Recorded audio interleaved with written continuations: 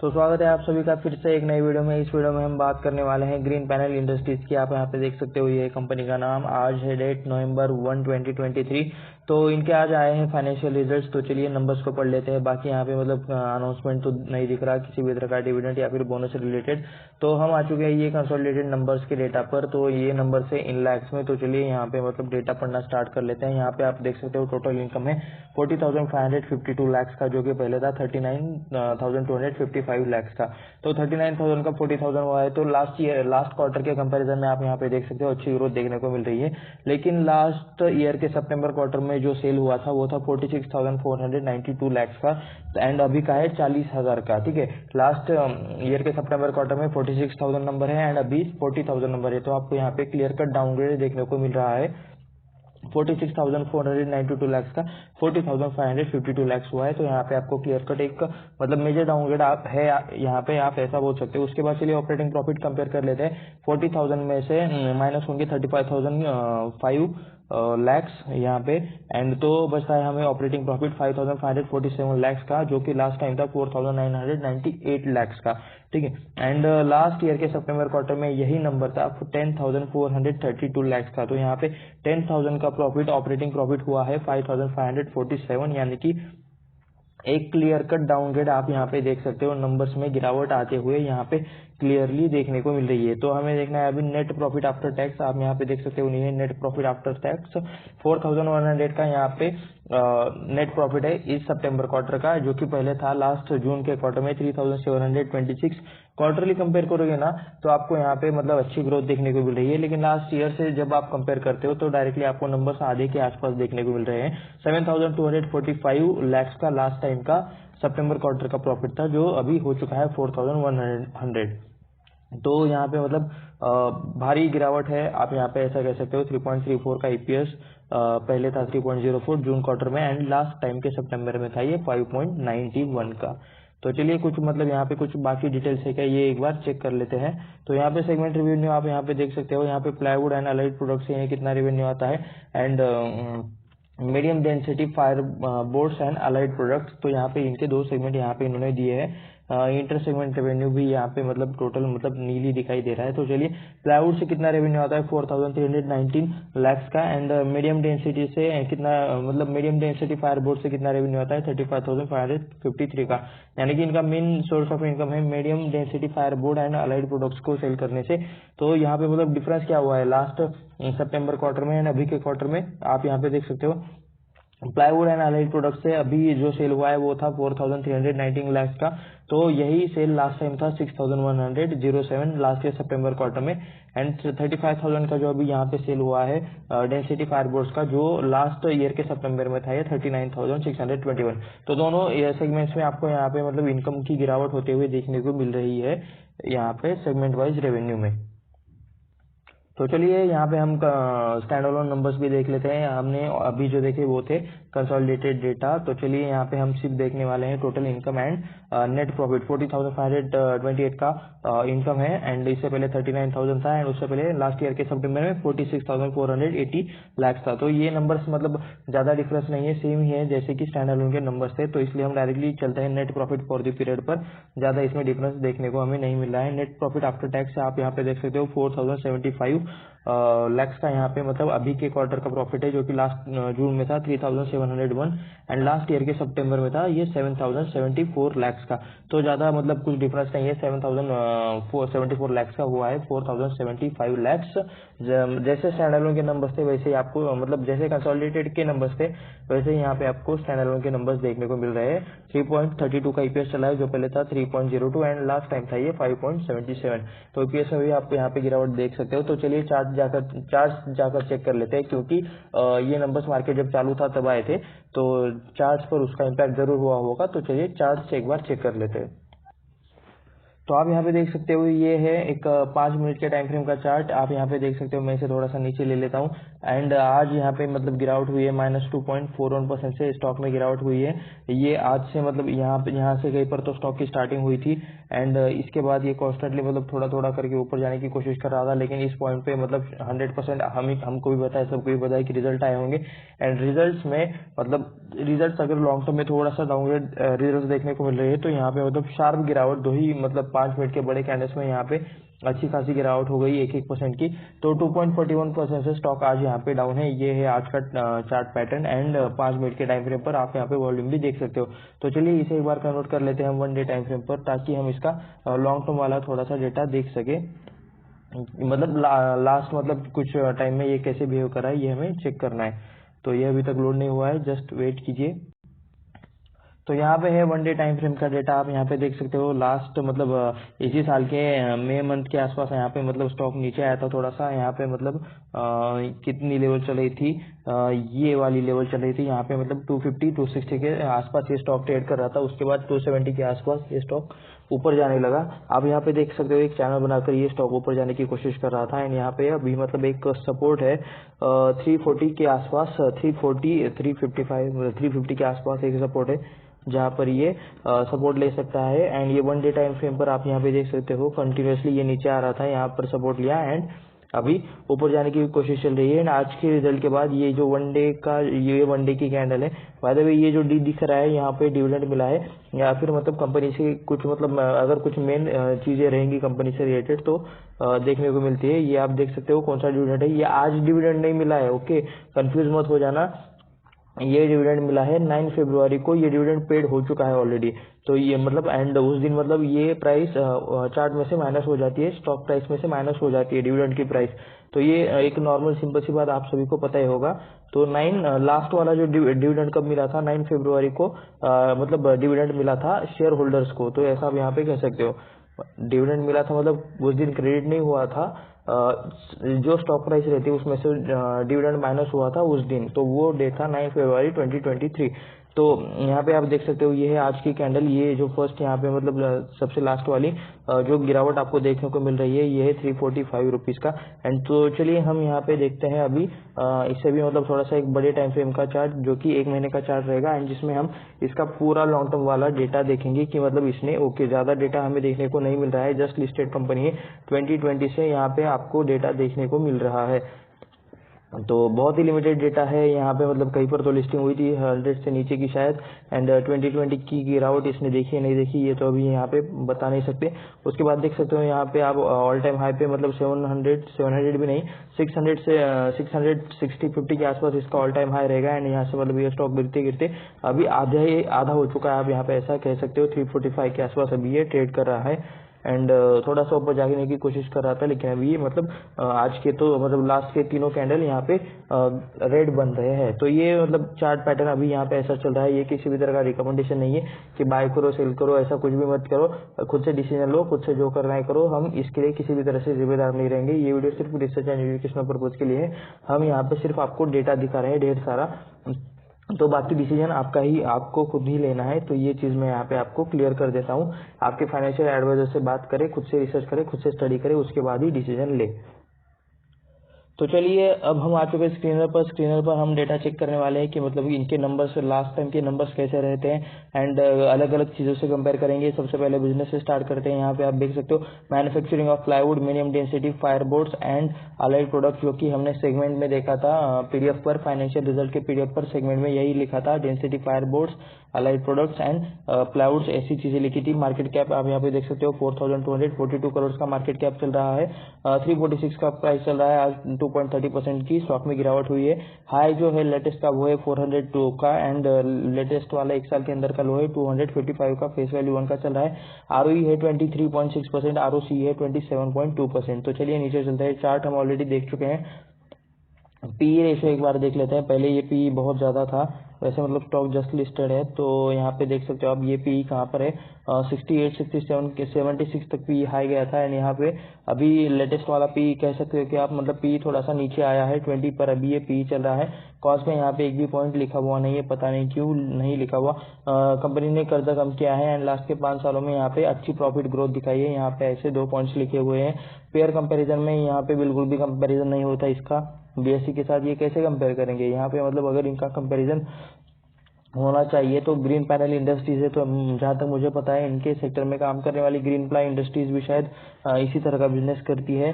तो कैम्स के साथ कैसा कंपेयर होगा, ये ग्रीन पैनल इंडस्ट्री है, ये यहाँ पे मतलब इन वेबसाइट वालों को थोड़ा सा यहाँ पे मतलब काम करना चाहिए। BSE ये सारे स्टॉक मार्केट वाली कंपनीज है, एक्सचेंज वाली कंपनी है। इंडिया एक्सीला फोम भी मतलब यहाँ पे एक्सचेंज वाली कंपनी नहीं है, ये भी ऑड रहती है, यहाँ पे ग्रीन पैनल इंडस्ट्रीज भी इसमें ऑड रहती है। तो यहाँ पे कंपैरिजन नहीं होता है, तो इसलिए हम इसे कंपैरिजन को छोड़ देते हैं। क्वालिटी रिजल्ट्स पे सॉरी क्वार्टर रिजल्ट्स पर आप यहाँ पे देख सकते हो, रिजल्ट्स अभी तक यहाँ पे अपडेट नहीं हुए हैं। तो चलिए लास्ट के मतलब सितंबर के रिजल्ट्स अपडेट नहीं हुए, जून तक हमें रिजल्ट्स देखने को मिल रहे हैं। तो सेल्स देख सकते हो, पहले 90 करोड़ का था, उसके बाद 225 का हो गया, उसके बाद 300 के रेंज, उसके बाद 400, 470, 457 एंड इसके बाद अभी ये चल रहा है 386 का, यानी कि रिजल्ट्स लास्ट मार्च के कंपैरिजन में थोड़ा सा कम आए हैं इस बार, कम आए हैं। आप यहाँ पे ऐसा बोल सकते हो, कांस्टेंट ग्रोथ देखने को मिल रही है, लेकिन लास्ट के जून क्वार्टर में रिजल्ट्स कम आए हैं, ये आप देखने को बोल सकते हो। एंड यहाँ से भी मतलब थोड़े से जून के क्वार्टर से थोड़े से अच्छे रिजल्ट आए हैं अभी के सितंबर क्वार्टर के, लेकिन मार्च के क्वार्टर से या फिर मतलब लास्ट ईयर के सितंबर क्वार्टर से ये रिजल्ट कम ही है। तो प्रॉफिट मार्जिन एक बार देख लेते हैं, यहाँ पर तो -9% प्रॉफिट मार्जिन था। एंड ये जी हाँ, यहाँ पे आप देख सकते हो लॉस ही था, एंड शायद इसी लॉस के बाद मतलब कंपनी लिस्ट हुई है। कंपनी जैसे सितंबर 2020 में कंपनी प्रॉफिट में आई थी, तो उस टाइम पे शायद कंपनी लिस्ट हुई थी। एंड चलिए अच्छी बात है कि मतलब उसके बाद से 22%, 27%, 28%, 17% तो कंपनी ने कंटिन्यूसली प्रॉफिट ही दिखाया है। तो नेट प्रॉफिट एक बार हम देख लेते हैं, दिसंबर क्वार्टर में 30 करोड़ का प्रॉफिट है, उसके बाद 56, फिर 30, फिर 67, फिर 63। तो धीरे धीरे करते हुए ये कंपनी ग्रोथ कर रही है। अचानक से इनका प्रॉफिट में डिप आता है 38 करोड़ का दिसंबर 2022 में, तो यहाँ पे मतलब फिर से 69 का 37 हो गया। तो कांस्टेंट ग्रोथ देखने को नहीं मिल रही है, यहाँ पे हमें देखने को मिल रही है वोलेटिलिटी। लेकिन एटलीस्ट हम ये कह सकते हैं कि मतलब कंपनी लॉस में नहीं जा रही है, कंपनी प्रॉफिट कर रही है। मार्च 2018 में जीरो सेल थे, शायद कंपनी उस टाइम थी नहीं 2019 में, तो ये एक्चुअली मतलब दिया क्यों है, सब जीरो जीरो ही है, तो देना क्यों है, शायद मतलब एक कॉलम बढ़ाना था। 599 करोड़ के सेल थे 2019 में, जो हो गए 877, 1021, 1625, 1783। तो ये सेल्स वाला डेटा अच्छा है, यहाँ पे आपको कांस्टेंट सेल्स में इंक्रीज देखने को मिल जाएगा। एंड मतलब लास्ट वाला जो इंक्रीज है 1600, ये थोड़ा सा आप फ्लैट बोल सकते हो, ज्यादा इसमें कुछ इंक्रीज नहीं है। 100 करोड़ का यहाँ पे मतलब सिर्फ डिफरेंस रहेगा, लेकिन चलिए फिर भी मतलब परफॉर्मेंस पीछे नहीं आ रहा, आगे ही जा रहा है, आप यहाँ पे ऐसा कह सकते हो। 77 करोड़ का ऑपरेटिंग प्रॉफिट था, जो बढ़ते बढ़ते हो गया 419 करोड़ का, तो ठीक है, ये भी अच्छा है नंबर। एंड डायरेक्टली हम नेट प्रॉफिट देख लेते हैं, यहाँ से आगे 35 करोड़, 14 करोड़, ये मतलब ठीक नहीं है। यहाँ पे मतलब इनकम बढ़ रहा है, ऑपरेटिंग प्रॉफिट बढ़ रहा है, तो यहाँ पे लॉस क्यों हो रहा है, तो ये चीज हमें एक बार चेक करनी है। मैं यहाँ पे देख लेता हूँ क्या यहाँ पे चीजें हो रही है। टैक्स यहाँ पे -23% का टैक्स इन्होंने दिया है, आप यहाँ पे देख सकते हो, शायद टैक्स की वजह से भी ये चीज हुई होगी। अदर इनकम में यहाँ पे माइनस में है, यानी कि यहाँ पे किसी तरह का डिप्रिसिएशन भी देखने को मिला है। And okay, interest and depreciation भी बाय द वे यहाँ पे मतलब बहुत ज्यादा है, ये देख सकते हो 48, 69, ये नंबर यहाँ के नंबर से ज्यादा है। तो इस वजह से मतलब सिर्फ 14 करोड़ का प्रॉफिट है, टैक्स भी 23% है, टैक्स को चलिए छोड़ देते हैं। तो ये interest and depreciation and other income, ये तीनों चीजें जो माइनस हुई है, तो इस वजह से इनका बहुत कम प्रॉफिट आया है। तो ये आप यहाँ पे देख सकते हो, 14 करोड़ के प्रॉफिट के बाद ये होता है 69 करोड़, 69 करोड़ से 240 करोड़, यानी अभी मतलब लेटेस्ट वाला चल रहा है 257 करोड़।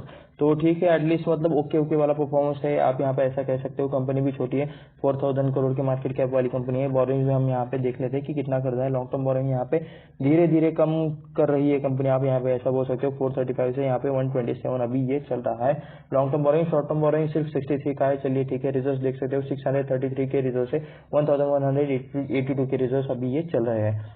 तो चलिए नीचे चलते हैं, रिजर्व्स में बाय द वे ग्रोथ है, यहाँ में हमें यहाँ पे देखने को मिल रहा है। Yearly performance, yearly share holding check कर लेते हैं। यहाँ पे 53.10% यानी कि कंट्रोलिंग स्टेक है प्रमोटर्स के बाद 53.12% जो किया है इन्होंने। एफआईएस देख सकते हो 10.74% थी, जो कि एफआईएस हो चुके हैं 4.41%, दिया है 18.58% है, जो अभी हो चुका है 22.83%। पब्लिक देख सकते हो 17.58%, जो अभी हो चुके हैं 19.57%। गवर्नमेंट भी थोड़ा सा हिस्सा होल्ड करती है 0.5% का। नंबर ऑफ शेयर होल्डिंग देख सकते हो 1,22,316 शेयर होल्डर्स दिखाई दे रहे हैं अभी के लिए। चलिए देखते हैं प्रमोटर्स में कौन सी फैमिली है, कौन से। ओके, मित्तल परिवार आपको यहाँ पे देखने को मिल जाएगा। एंड यहाँ पे मैक्सिमम शेयर्स है इनके नाम पर SM management private limited company के ऊपर 25% का मतलब यहाँ पे स्टेक है। प्राइम होल्डिंग लिमिटेड के पास 10.91% का, शोभा मित्तल, उसके बाद वनश्री प्रॉपर्टीज के पास 8%, 2.54% ऐसा कुछ। उसके बाद शिव प्रकाश मित्तल, संतोष मित्तल, राजेश मित्तल, ब्लस की प्रॉपर्टीज लिमिटेड। तो ऐसे आपको मतलब बहुत सारे नेम्स देखने को मिल जाएंगे।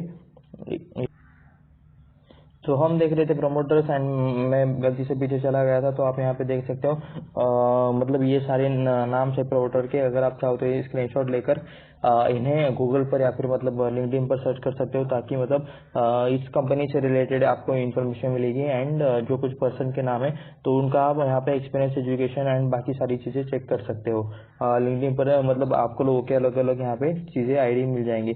तो एफआईज आप यहाँ पे देख सकते हो, ज्वालामुखी इन्वेस्टमेंट होल्डिंग वंस अगेन, ये नाम मैंने फिर से सुना। ओके, नाम तो मतलब हिंदी है एंड एफआई है, यानी कि ये फॉरेन से इन्वेस्ट कर रहे हैं, फॉरेन इंस्टीट्यूशन है। तो ये मैं एक बार 100% इसके बारे में रिसर्च करके आपके लिए एक नया वीडियो लेके आऊंगा ही आऊंगा। Kuber India investment, okay, Kuber India fund, तो ये भी मतलब सेकंड नेम है जो मतलब हिंदी में है। तो इसके बारे में भी मतलब रिसर्च करना तो बनता है। इंडिया इनसाइड वैल्यू फंड, तो यहाँ पे कुछ मतलब तो हमें एफआईएस के इंटरेस्टिंग नेम्स देखने को मिले। ज्वालामुखी पढ़ने भी मतलब कैसा एकदम यूनिक लगता है। आप भी मतलब नीचे अगर आपको भी मतलब ऐसे कुछ एफआईएस पता होंगे, कुछ एक्सट्रीम यूनिक नेम वाले, तो नीचे कमेंट करके जरूर बताना। डीआर में देख सकते हो HDFC Trust, HDFC, HDFC, Tata Mutual, Bandhan, Sterling Value, Tata Taxi, IDFC, Tata है, SBI Corporation, SBI Consumption, UTI Value, Sundaram, उसके बाद मौरियन, यहाँ पे ऐसा कुछ है, सॉरी अगर मैंने गलत प्रोनाउंस किया होगा। तो कैनरा है, सुंदरम है, निप्पॉन लाइफ, ऐसे आपको यहाँ पे नेम्स देखने को मिल रहे हैं हमारे इंडियन म्यूचुअल फंड्स में। तो चलिए यहाँ पे हम ये चेक करने वाले हैं कि कितने टाइम में कितने रिटर्न्स दिए हैं इस स्टॉक ने। हम यहाँ पे सबसे पहले क्लिक कर लेते हैं मैक्स पर। तो मैक्स पर आप यहाँ पे देख सकते हो कि ऑल टाइम की रिटर्न है 844% की रिटर्न, जस्ट लिस्टेड कंपनी है। एंड लास्ट के मतलब 3-4 सालों के ये इतने रिटर्न है, तो मतलब उस हिसाब से अच्छे रिटर्न है, आप यहाँ पे ऐसा कह सकते हो। कुछ यहाँ पे मतलब इसका प्राइस 200 से भी नीचे था, अभी ये चला है 345। ऑल टाइम हाई पर जब होगा तब तो मतलब क्या ही इसका प्राइस रहा होगा, आपको मतलब आप कैलकुलेट कर सकते हो। 5 सालों में मतलब सेम ये मैक्स एंड ये 5 ईयर्स का मतलब 4 साल का ही परफॉर्मेंस है। एक ईयर में यहाँ पे गिरावट देखने को मिल रही है -7% के। यहाँ पे इस ईयर के स्टार्टिंग से तो मतलब ये फ्लैट ही है। 6 महीने में देख सकते हो 14% की रिटर्न, 1 महीने में माइनस में है। एंड 1 डे के टाइम फ्रेम पर आज स्टॉक गिरा है। रिजल्ट आने के बाद शायद रिजल्ट मार्केट को खराब लगे या फिर अच्छे नहीं लगे, तो यहाँ पे स्टीप गिरावट होकर उसके बाद में थोड़ी सी इसमें बाइंग आई, आप यहाँ पे ऐसा कह सकते हो। तो चलिए यहाँ पे अभी हम देखने वाले हैं सबसे लास्ट में इनकी वेबसाइट, ताकि हम इनके बिजनेस के बारे में थोड़ी सी आइडिया ले सके, क्या करते हैं, क्या इनोवेशन कर रहे हैं, क्या नई चीजें कर रहे हैं। तो सबसे पहले यहाँ पे मतलब लकड़ी से रिलेटेड चीजें तो आ ही गई। एमडीएफ का दूसरा नाम, वैसे ये एमडीएफ क्या होता है अगर किसी को पता है तो बता देना। एक्सप्लोर लिमिटलेस पॉसिबिलिटी, तो अच्छा वुडन मटेरियल यहाँ पे वेबसाइट पर तो देखने को मिला है। India largest wood panel manufacturer, जी ठीक है, अच्छी बात है। The new generation wood panel, okay. Building nation, okay, at least मतलब इमेज से तो लग रहा है कि मतलब ये पुरानी तरह की चीजें मैन्युफैक्चर नहीं करते, ये अच्छी मतलब नया कुछ ट्राई कर रहे हैं, पीस बाय पीस से ये बना रहे कुछ। प्राइड ऑफ इंडियन पैनल, ठीक है। तो वेब प्रोडक्ट्स पर मैं यहाँ पे क्लिक कर लेता हूँ। तो मीडियम डेंसिटी फायर बोर्ड, चलिए ये मतलब नाम इतना पढ़ लिया है तो एक बार ये देख ही लेते हैं कि मतलब ये रहता क्या है, इसके इमेजेस देख लेते हैं। ओके, तो green panel medium density firewood क्या रहता है, is increasing experience Indian market supervision. तो ये मतलब किसी तरह का प्लाईवुड ही रहता होगा, जिसे मतलब अलग अलग तरह के यहाँ पे मतलब शेल्फ्स या फिर बाकी चीजें बनाने के लिए यूज किया जाता है। तो आप यहाँ पे देख सकते हो प्री लैमिनेटेड एमडीएफ भी इसमें रहता है, इसका भी एमडीएफ है, ऐसे अलग अलग चीजें हैं। तो प्रोडक्ट्स में तो आप यहाँ पे देख सकते हो मीडियम डेंसिटी फायरबोर्ड, एंड उसके बाद देख सकते हो SDWR, pre laminated MDF, wooden flooring and plywood and block board. तो ऐसे यहाँ पे मतलब चीजें, इन्वेस्टर रिलेशन तो मतलब अभी हमें इसकी जरूरत नहीं है। मोर इन्फॉर्मेशन में मैन्युफैक्चरिंग फैसिलिटीज आप यहाँ पे इसके कहाँ पर ये देख सकते हो, इनके डीलर्स से कॉन्टैक्ट कर सकते हो। एंड ये बाकी चीजें हैं, तो ये सारी चीजें हैं। इन शॉर्ट ये वुड रिलेटेड ही प्रोडक्ट बनाते हैं, इसमें मतलब ज्यादा नहीं है, एक ही मतलब चीजों पर इनकी मतलब ज्यादा ही फोकस है। ये density fire board, SDWR, pre laminated MDF, wooden flooring, plywood and block board. तो एक बार मैं मैन्युफैक्चरिंग फैसिलिटीज पर क्लिक कर लेता हूँ, ताकि मतलब मुझे पता चले। देखते हैं क्या है इसमें, कुछ मतलब नया इन्फॉर्मेशन हमें देखने को मिल जाता है। तो उत्तराखंड में है एक मैन्युफैक्चरिंग फैसिलिटी, उसके बाद है वुड पैनल मैन्युफैक्चरिंग फैसिलिटी। जी हाँ, ये कहाँ पर है, नहीं, यहाँ पे बस सिर्फ ना लिखा है। तो उत्तराखंड के बाद आंध्र प्रदेश में एक है यहाँ पे, ठीक है चलिए नीचे चलते हैं। तो यहाँ पे मतलब दो बड़े मैन्युफैक्चरिंग फैसिलिटीज के बारे में तो इन्होंने इन्फॉर्मेशन दी है। तो ये था कुछ मतलब ग्रीन पैनल से रिलेटेड एक छोटा सा एनालिसिस वाला वीडियो, जिसमें हमने रिजल्ट्स देखे, चार्ट्स देखे, यहाँ पे स्क्रीन पर थोड़ा सा एनालिसिस किया एंड यहाँ पे वेबसाइट भी विजिट की। तो ऐसे और वीडियोस देखने के लिए हमारे चैनल को सब्सक्राइब करें, वीडियो को लाइक करें एंड अपने दोस्तों के साथ शेयर भी करें। ये किसी भी तरह का रिकमेंडेशन नहीं था बाय द वे, आपको खुद से स्टडी करें, खुद से रिसर्च करें, उसके बाद ये आपका डिसीजन आप खुद लें। ये सिर्फ रिसर्च एंड एजुकेशनल पर्पज के लिए ये वीडियो था, ये मेरी तरफ से क्लियर डिस्क्लेमर है। एंड इसी के साथ नीचे डिस्क्रिप्शन में एक डीमैट अकाउंट का लिंक है, वहाँ पे अगर आप डीमैट अकाउंट ओपन करते हो तो फ्री में डीमैट अकाउंट ओपन हो जाएगा एंड मिनिमम ब्रोकरेज अमाउंट लगेगा, चार्जेस लगेंगे इन्वेस्टमेंट एंड ट्रेडिंग पर। तो जाते जाते आपका या फिर आपके फैमिली मेंबर का अकाउंट आप वहां से ओपन कर सकते हो। तो इसी के साथ इसी वीडियो में बस इतना ही, मिलते हैं नेक्स्ट वीडियो में।